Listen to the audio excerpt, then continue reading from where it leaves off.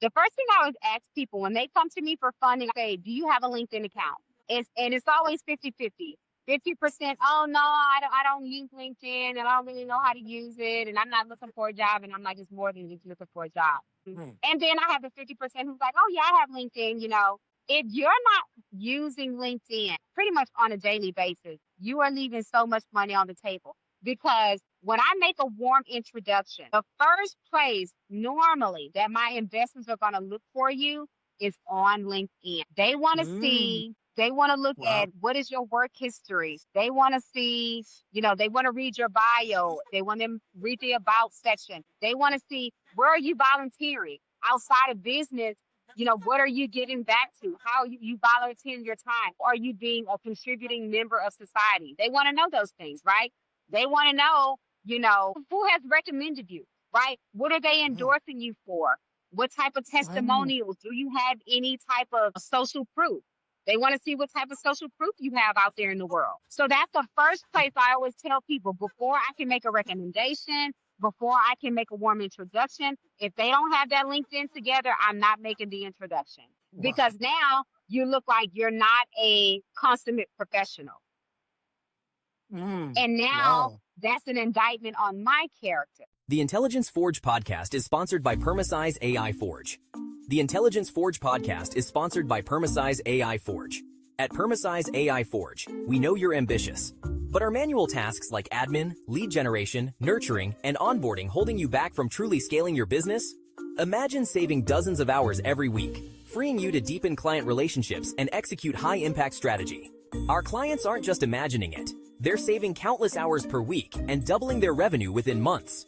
We custom build AI automation systems that eliminate the grind.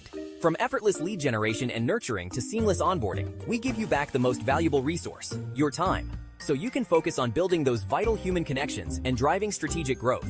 Stop letting repetitive tasks limit your potential. It's time to build a business that works for you, not the other way around. Ready to unlock your true scaling power? Visit PermasizeAIForge.com and book your free AI audit call today to discover how you can save time and double your revenue. And don't forget to like and subscribe to the Intelligence Forge YouTube channel and hit that notification bell so you never miss a new episode. Connecting founders to funders, leveraging AI, social, and intellectual capital. Welcome. I am thrilled to have Seneca Dunmore with us today. Seneca, thank so much for taking time out of your incredible busy schedule to join us. Thank you. All right, Seneca, I love that you're being known as Pin-Size Powerhouse. That's Yes. such a memorable brand. All right, in your home world, can you please tell our audience what is for you about yourself, your company, and what actually drives you in connecting new business owners with funders? Yeah. So my name is Seneca Dunmore. I am the founder and CEO of Dunmore Capital Ventures. We are a capital advisory firm that connects founders with funders. And my passion for that was born out of the neighborhood that I came out of. So I was born in a lower middle class, very impoverished neighborhood called Sunnyside. Sunnyside was considered the sixth most dangerous neighborhood in America. It's the number one most dangerous neighborhood in Texas. And so there was a lot of violence, a lot of crime, a lot of drugs. And what I realized once I got a scholarship, I graduated number 7 out of 400 people in my graduating class in high school. Scholarship to Mm. Tuskegee University. And it was there that I realized once I got to Tuskegee that Sunnyside was not a bad neighborhood. Sunnyside was a marginalized and economically disenfranchised community. And so Mm. I realized that what was happening was we didn't have the resources, the financial resources to really live life on our terms, right? We were always Mm. Okay. beholden to someone else because someone else always held the cards and always had the resources. So, Mm. as I got older, I realized that when it comes to money, money is a game of relationships. It's not just about what you know or Yeah. who you know, but it's about who knows you, right? Because in order for money Mhm. to grow, it's got to flow, which means you got to have a network. You got to circulate that money within, rooms and teams. And that's one of the reasons why they call it currency. So that's why I started Dunmore Capital Ventures. I wanted to create a space for, marginalized and economically disenfranchised communities to get access to, number one, the financial education that they need. Number two, the capacity building tools that they need so that they can build their capacity for funding. And thirdly, putting them in front of the funders who have the access and the authority to deploy those funds to them. So that's how Dunmore Capital Ventures came about. Wow, that's incredible. I mean, you having a passion to look after your people. You know, for some people, I mean, for someone, he or she may just think, oh, I'm just going to get out of this community, go into where I can do something for myself, and then forget about the people in the community. But you know, just took it upon yourself. I mean, to see how you can lift the people up. I think that's really incredible. But just tell me, see, you've secured about over 6 million in funding Yes. for various clients. That's really a very big achievement. But do you want to just tell us one specific win, you know, out of many that you have seen that really excites you that want to share with our audience? Yeah, so one of my largest investments, it was for 5.4 million. I was sought out and found by an organization. They were a community nonprofit. They were helping individuals coming out of incarceration. So these are individuals who had been incarcerated for 5, 10, 15, 30 years, some of them. Because of my background, my master's is in information technology. So I know the business Okay. side of tech, and I also used to program and build databases and websites. So I also know the technical aspect of IT. And so they brought me in to build a digital literacy program to bring those gentlemen up to speed. And Okay. so I worked with this amazing grant writer out of Houston, Texas. And she and I was able to create the curriculum. She and I were able to partner together to write the grant. They flew me out to Chicago to pitch to the funders, and I was able to walk away with a $2.7 million check. And so the very next year, out of the 30 organizations that received funding, only 2 of us met our outcomes, and I was number 1. So when Wow. it came time for us to get the funding again, they said, well, you don't even have to fly Seneca out here again. We will give you another $2.7 million, but that's contingent upon Seneca teaching the course. So I came back to that organization the next year to teach that same course again. So that was Oh, one of my biggest wins because, you know, I was really proud to be working with those individuals to give them a new chance, a new start at life.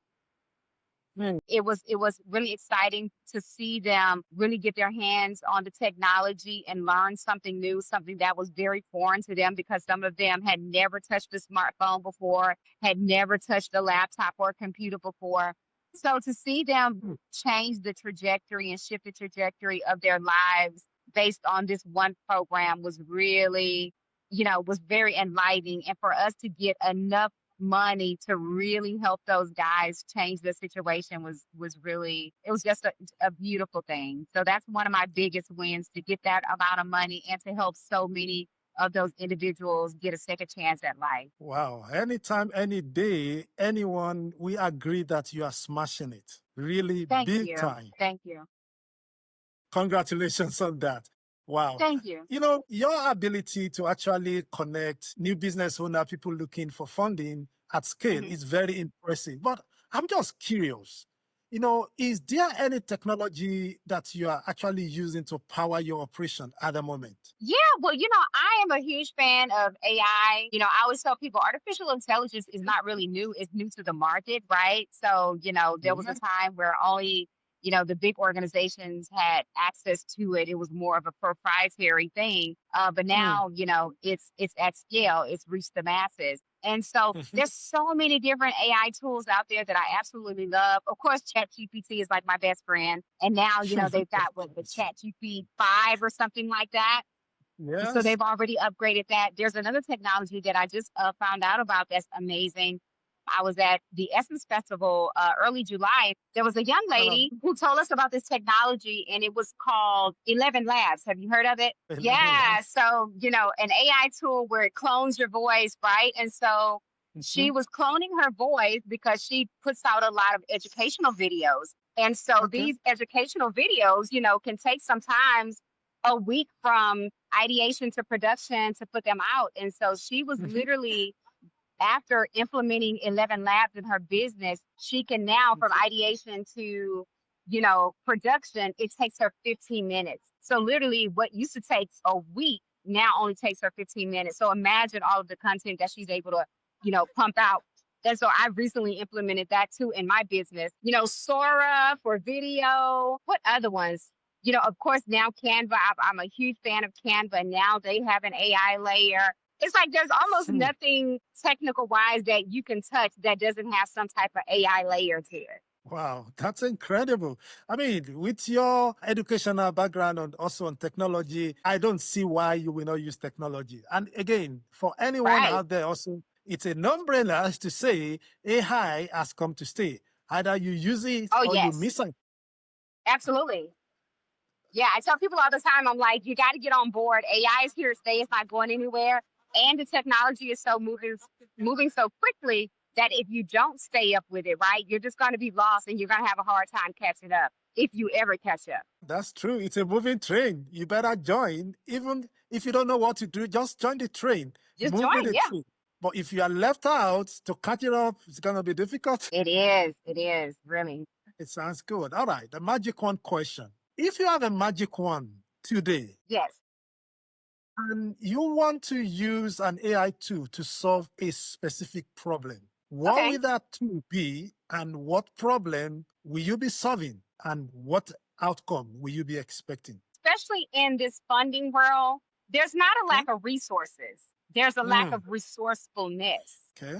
So it's not that there's a lack of resources. There's plenty of money out here. There's plenty of investors who are looking for places to park their money and looking to get a return on their investment. There's plenty of enterprising small business owners and entrepreneurs who need a cash flow injection. And so for me, I think if I could create some type of technology, it would be kind of a one-stop shop where, funders and founders could kind of meet in this one space and Mm, it would kind of match them and pair them with the individuals that are most qualified to help them. mhm. Because what we're really missing is the educational piece. There's a huge educational deficit in our community, right? As the Bible says, it's like we're perishing not because of, all of the craziness going on in the world. We're perishing because of a lack of knowledge, because we don't know Yeah. better. And because we don't know better, it's hard to do better if you don't know better. Mhm, So I mhm. think if I could solve the problem for, you know, that educational and that knowledge deficit in our community to bring people up to speed really quickly so that they could have access to the people, access to the resources, access to the rooms that they need, that's what I would solve for. Wow. I think let me take you up on a challenge on that. Sure. So, correct me if I'm wrong. So, you're talking about maybe something like having a social media platform, kind of, whereby funders and founders can meet and collaborate and interact and get this done. Is that something you're talking about? Yeah, something along those lines. I mean, I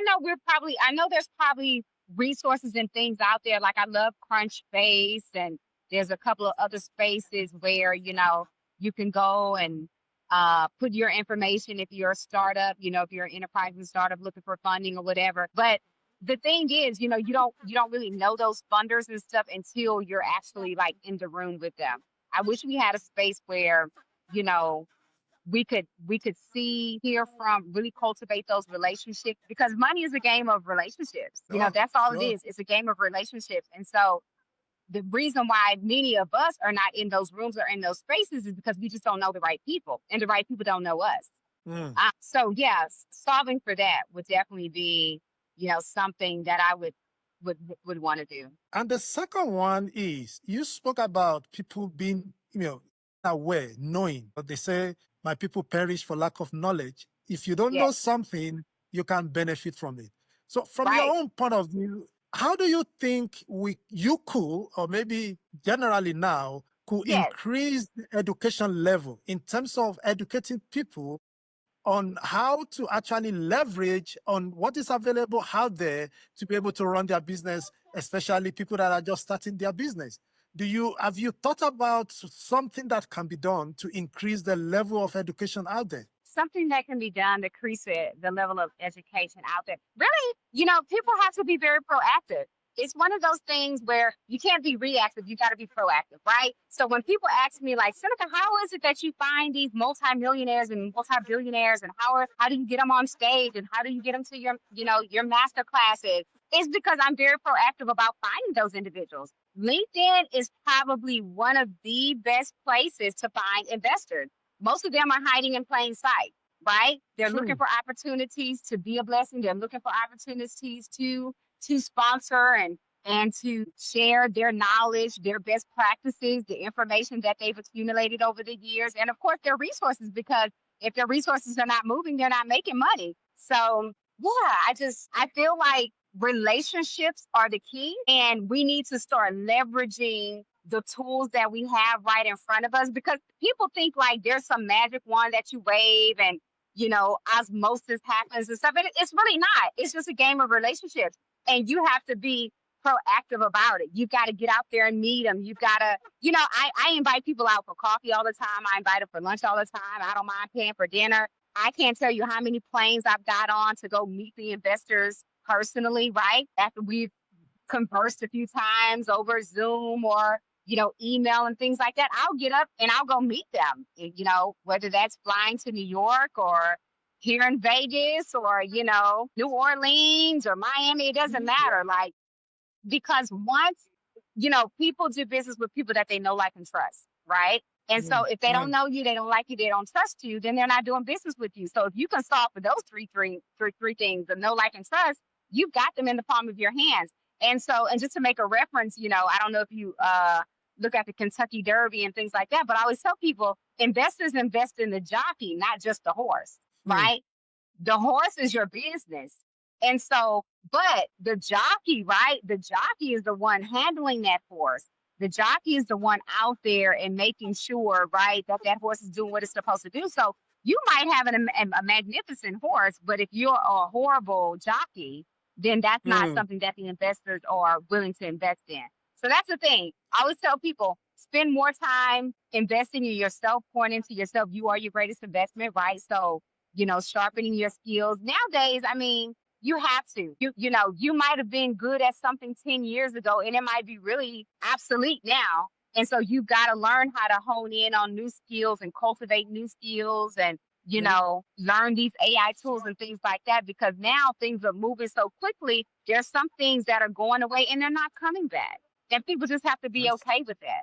Yeah, they just have to be okay with that. But yeah, leverage is everything.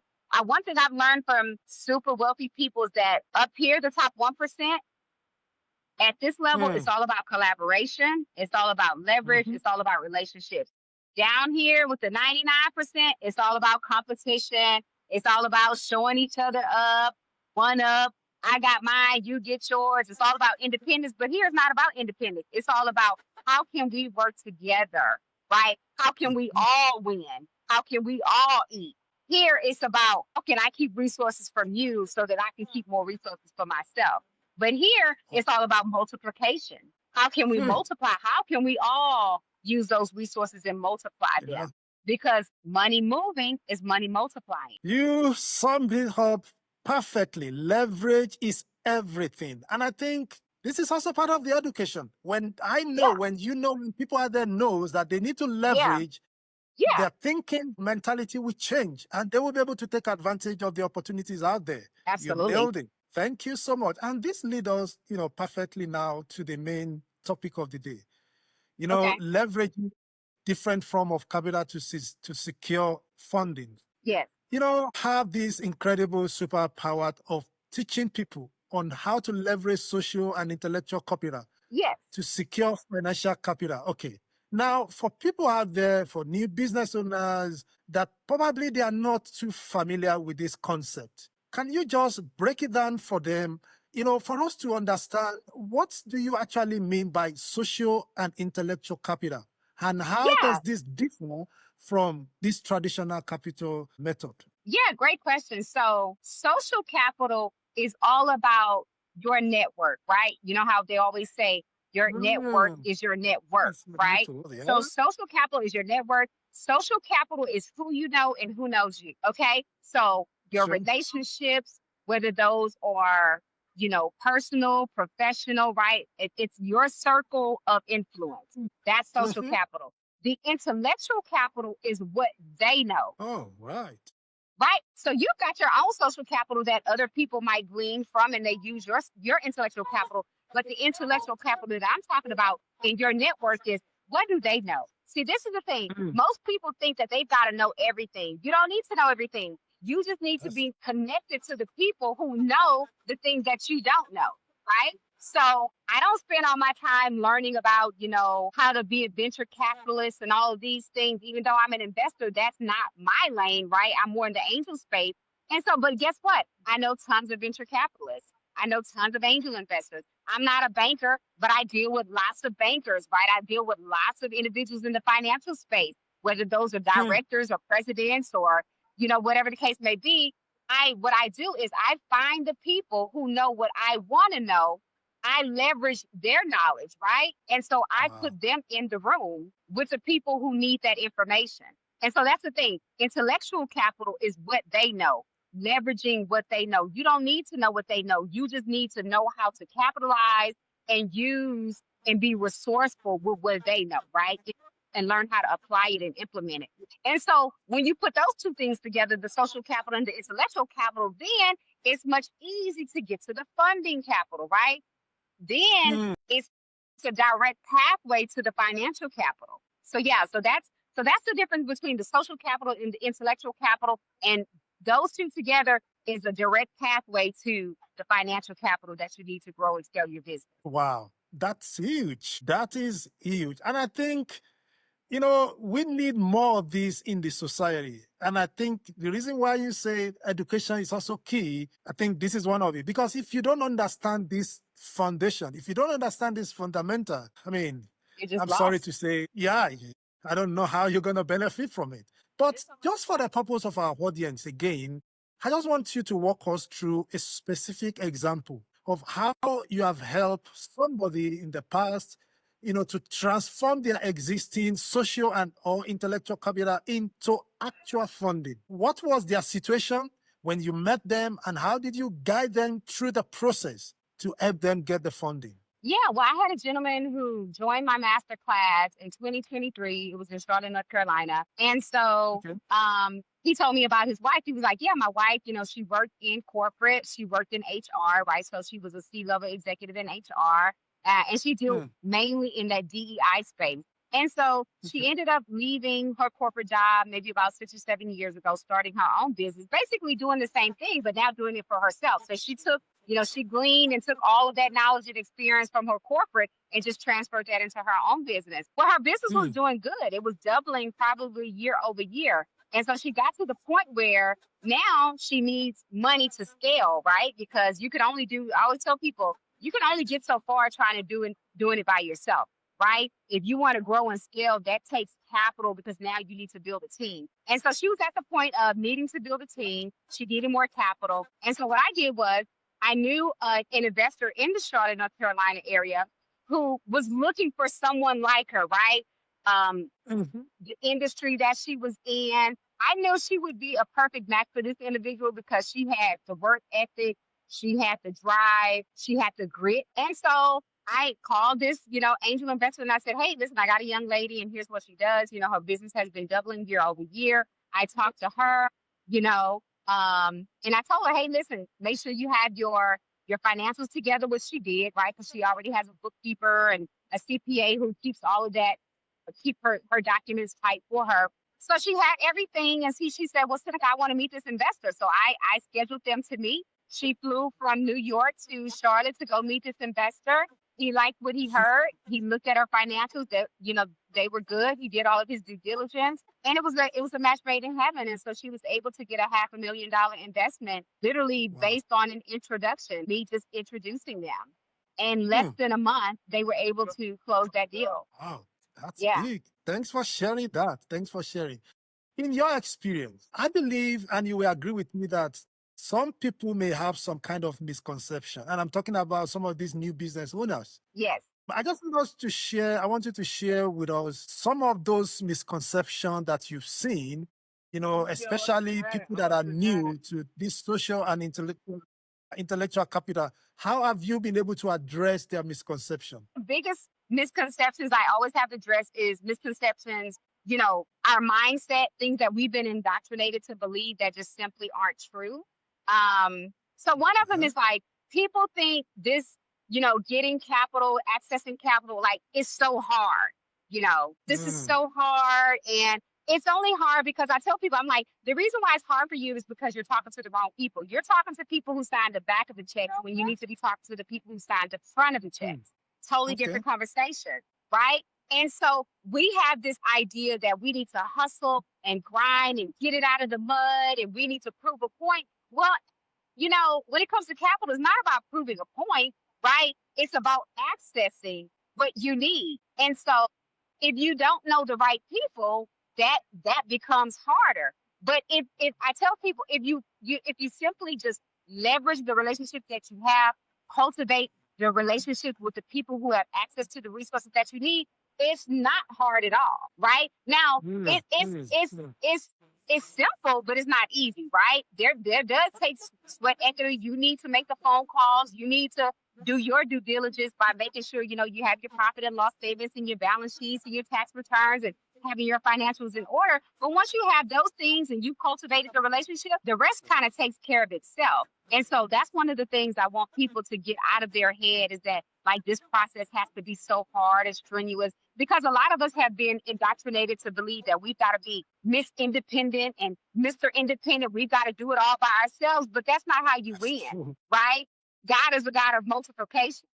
And even when he was sending out the disciples and whoever, he always sent people out two by two. There were always teams, right? There was Moses and Mhm. Aaron and Yep. Joshua and Caleb. And, there were always teams. It was never them just doing these great feats on their own. So that's one thing I want people to understand is that it takes a team. Business is a team sport. You should be in business for yourself, but you should never be in business by yourself. Mm. Wow. And if you That's remember, like during the pandemic here and in the US, well, I mean, it was a global pandemic, but during the yeah. COVID-19 pandemic, they had the PPP, the Paycheck Protection Program, Mm-hmm. right? And Yeah. that was money allocated for employer firms. And so people weren't familiar between employer firms versus employee firms. An employer Mm-hmm. firm is someone who has payroll, meaning they have employees that they pay. An employee Mm-hmm. firm is a solopreneur, right?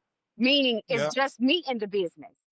And so the reason why most companies, especially companies of color, right? Most black businesses will Mm. disqualify Yeah. for that funding because 95% of black businesses are solopreneurs, meaning Mm. it's just us. We don't have any teams. And that's the Mm. reason why we're not growing and scaling because it takes a team to scale. Mm-hmm. Yeah. So That's we got true. to get out of this mindset that we can hustle and grind and do it all by ourselves because that's only going to get us so far. If we're really serious about building and scaling and creating generational wealth for ourselves and the next 6, 7, 10 generations out, it's going to take us collaborating, it's going to take us leveraging, and it's going to take us really maximizing our social and our intellectual capital so that we can grow the financial capital. So those are some of the things I want people to understand and kind of debunk those myths that you got to do it by yourself, that is super hard.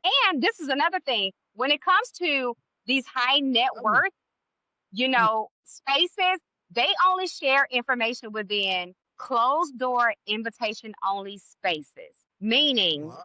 you can't Okay. Google this information. It's not on YouTube. It's not in the book. There's only so Mm. much information they're going to put out for the public. The real information, the information that keeps them in the 1%, that proprietary knowledge that's only passed along from, father to son and things like that, is only shared within those closed door invitation only spaces. So when people ask me, well, Seneca, how do you get into these spaces? You got to be invited into those spaces or you got to Cool. invest in those spaces. No other way Mm. around it.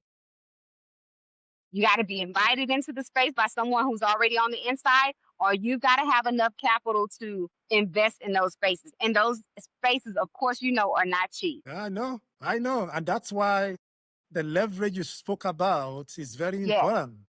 yes, And also connecting with people like you is also an avenue to show the way to say this is how to do it. yeah, Yeah. Thanks for sharing that. And that's really deep. You said something in terms of it takes a lot of people to scale. And yeah. I think that would take me to the next question. Yes, that's true. But the other way is to also use AI or technology. Oh, absolutely. So you clearly, you have a huge impact I can imagine in scaling capital advisory firm, that's your Yes, basic, your main, your core work. yes. You've got access to some of this capital. I don't want to say unlimited, but I know you've got access to this capital in large form, now for probably new business owner, entrepreneur. So I just wanted to find out, have you thought about using technology to scale this space? Because you spoke about education earlier in terms of, because lack of education, people are not aware. But let's bring it down now to your own organization. How do you think technology or AI could work in one way to help to scale this kind of business, or to scale what you're doing, so that a lot of people will know what is happening, what you're doing, and they could be able to benefit from it simultaneously? Yeah, well, you have to leverage technology now in your business if you grow and grow and scale. There's just no way around it, right? We live in a tech age. We now live in the age of AI. And if you're not implementing those things in your business, then you are already behind the eight ball. Most investors now, when they're thinking about who to invest in, if you don't have the technology and some type of AI layer to go along with it, they're not even interested, right? Because Mm-hmm. again, you can't keep up with the big boys. You can't keep up with the world if you're not implementing those tools. And again, and most of them, the beautiful thing is that most of them you can try them out for a week or two. Some of them they'll give you a month trial. You can play around with them, test them out, see how they work for your business. And then you go from there. A lot of them are very reasonably priced, so it's not like you're having to break the bank to utilize these tools. But now you have to have them. There's no way around it. You have to leverage AI in your business. So whatever it is that you're doing will depend on what tools that you implement. So when people think like, oh, Seneca, what should I be using? And I always ask them, well, what is your business, right? What type of business do you have? Because that will determine what type of AI tools you should be leveraging in your business. So yeah, Mm. I encourage everybody, if you have a business nowadays, I don't care what the business is, if you're not leveraging technology, because again, we're not going backwards.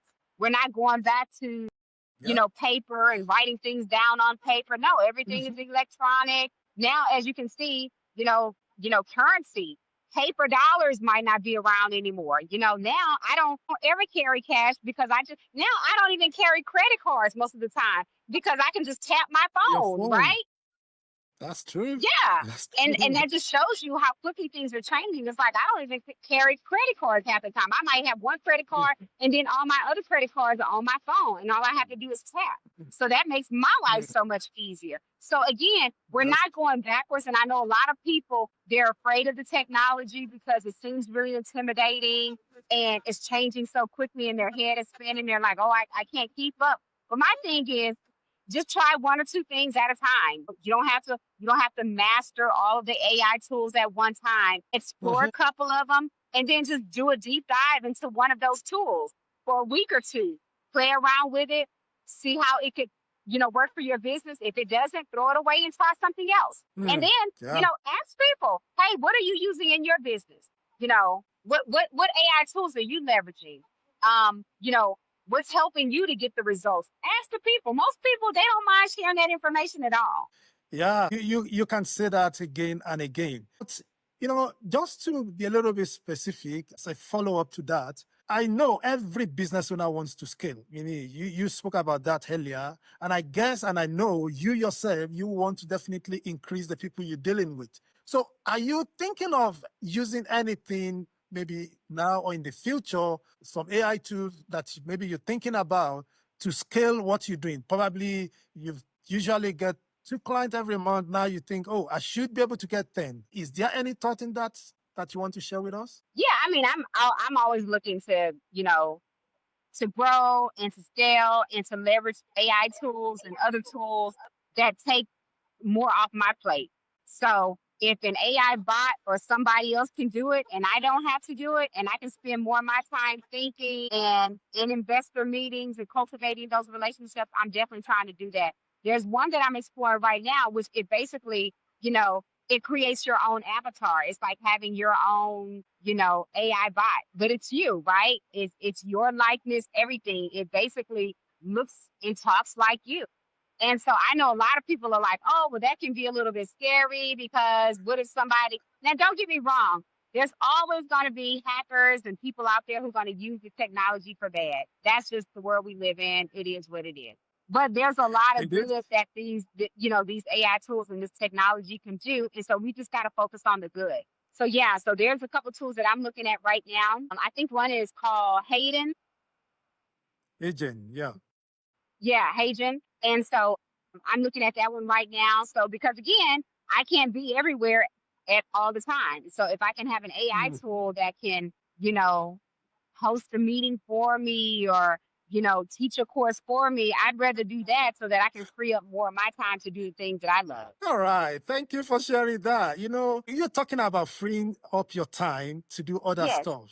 And that takes me to the next question that I have in mind to ask you. You're juggling a lot of things. You're a founder, angel investor, international speaker, global philanthropist, doctoral candidate. Wow. yes, You have yes. a lot in your plate. You've got a lot. Very incredible. How do you manage your time to still, for you to be able to fulfill your main task effectively?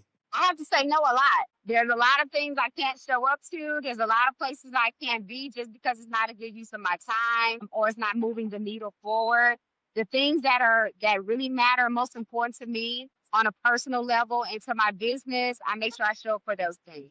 But if it's something where it's not helping with the business, it's not helping me to really cultivate the relationships, it's not helping me to move things forward, I just have to say no to those Mm. things. And that's how I stay in balance because again, as you're growing, people want your time, they want your attention, they want to pick your brain. And I had to stop that. I had to, when people ask me now for coffee meetings, I require an agenda. I need you to send me an agenda of what we're going to be talking about before I even come because I don't want a brain picking session and, you know, or you just wasted an hour of my time. No, I need to know what we're going to be talking about. And if it's something that I don't want to talk about, I just decline and say, hey, no, this is not a good time. It's not a good use of my energy right now. Maybe let's circle back, next quarter. And maybe they have something different. And then if they don't, then I decline again.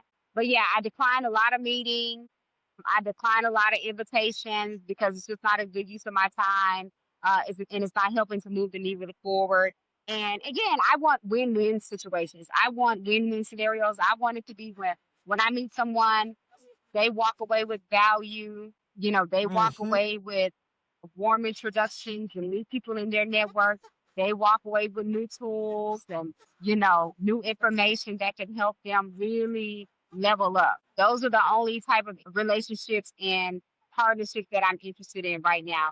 If it's all about, you know, you just picking my brain or we're just kind of kicking tires, I don't want to do that. So yeah. So in order for me to really stay balanced and for me to stay focused and on task and in alignment, it means that I have to say no to those things that are out of alignment for me and yes to those things that are. Seneca, your insight has been incredibly valuable. And I want to just make sure that our audience walk away with some actionable advice. Okay. So, for people listening, watching this, and probably they are struggling to secure funding and they're feeling Okay. like, wow, I don't know, where do I start from? How do I piece this together? Who do I talk to? What do you have to say to them? What advice, what roadmap, what actionable step will you recommend at this time?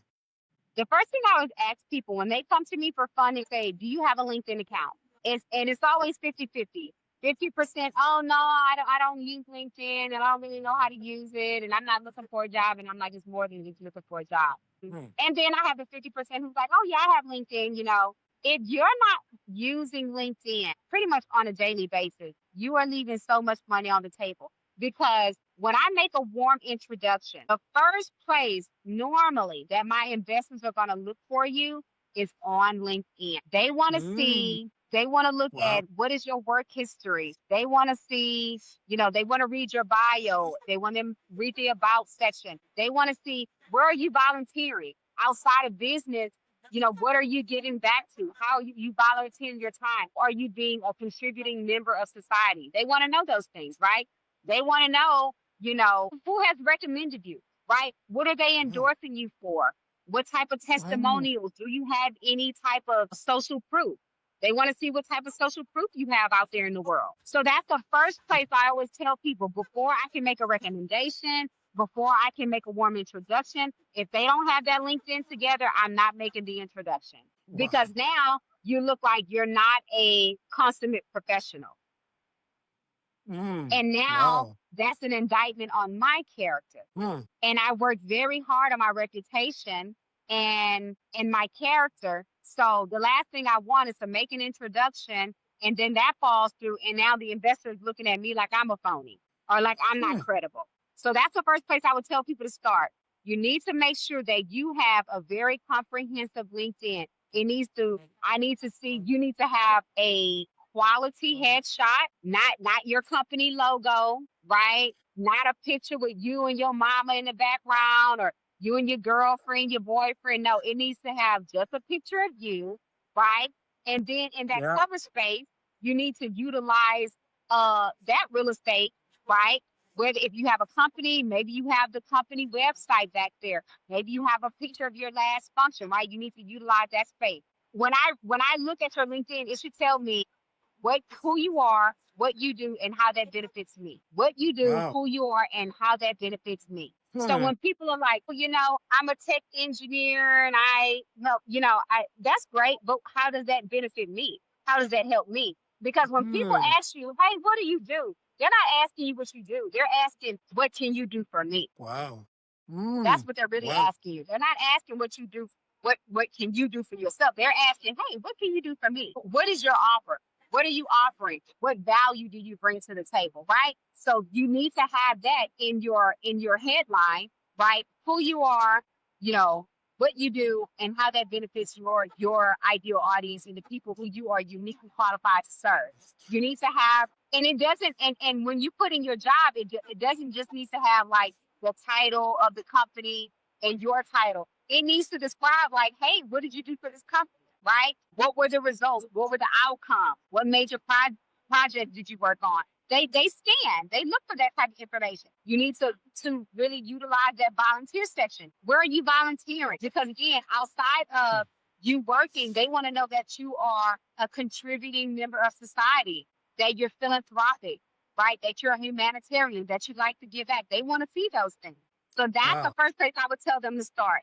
Start making sure that your LinkedIn is solid. I mean, it got so bad that I literally created a course called Monetize LinkedIn because I saw so many people who did not have their LinkedIn together. And here I was finding my biggest and best investors and my biggest and best clients on LinkedIn. And I saw a lot of people would get left behind. So I created a course for them to show them how to structure their LinkedIn and how to monetize it. Because to me, if you're not making money through LinkedIn, you're doing it wrong. Hmm. That's true. What value do you bring to the table? I Yeah. think it's very simple. Very simple. Thank you. I think that's really insightful, and I believe a lot of people will learn from that. I mean, our listener, people watching, some of them may want to connect with you at one Hmm. stage because you have a lot of value that today in this short period that you've shared. If there are people out there, probably they just want you to guide them. Maybe they are not ready. Maybe they're even ready for funding. How can they find you? The best place is LinkedIn. I'm on LinkedIn all day, every day. Send me a request on LinkedIn.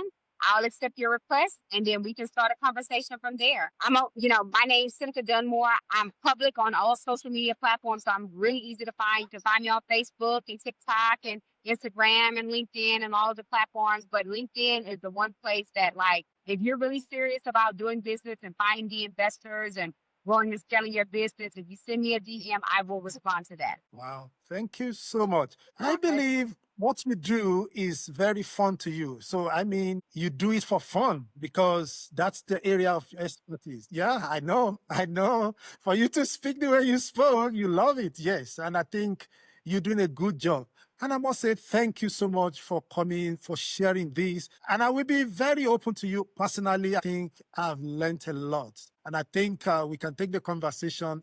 Thank you so much for coming, for sharing. And I Yeah. say, wish you well in your endeavor, many wins to come. Thank you so much. I appreciate your time today. You didn't quit your day job to become a full-time admin assistant. The Intelligence Forge podcast is sponsored by Permasize AI Forge. At Permasize AI Forge, we know you didn't start your business to spend 60 hours a week on paperwork, chasing leads, and managing endless admin tasks. You started it to build something meaningful and serve your clients. But right now, you're trapped in the day-to-day grind instead of growing your business. What if I told you our clients are reclaiming 15, 20 hours per week, increasing their revenue by 30 to 50% within 6, 12 months, and finally getting their lives back? We don't just automate random tasks. We build custom AI systems that eliminate the bottlenecks choking your growth, from leads generation to lead, nurturing and management to project management to client follow-ups. Stop paying for an expensive, frustrating manual system. It's time to upgrade to strategic automation. Visit PermasizeAIForge.com and book your free business transformation strategy call today. Discover exactly how much time and money you're losing to manual processes and how to get both back. And don't forget to like this video, subscribe to the Intelligence Forge, and hit that notification bell so you never miss an episode packed with game-changing insights. Your future automated business is waiting.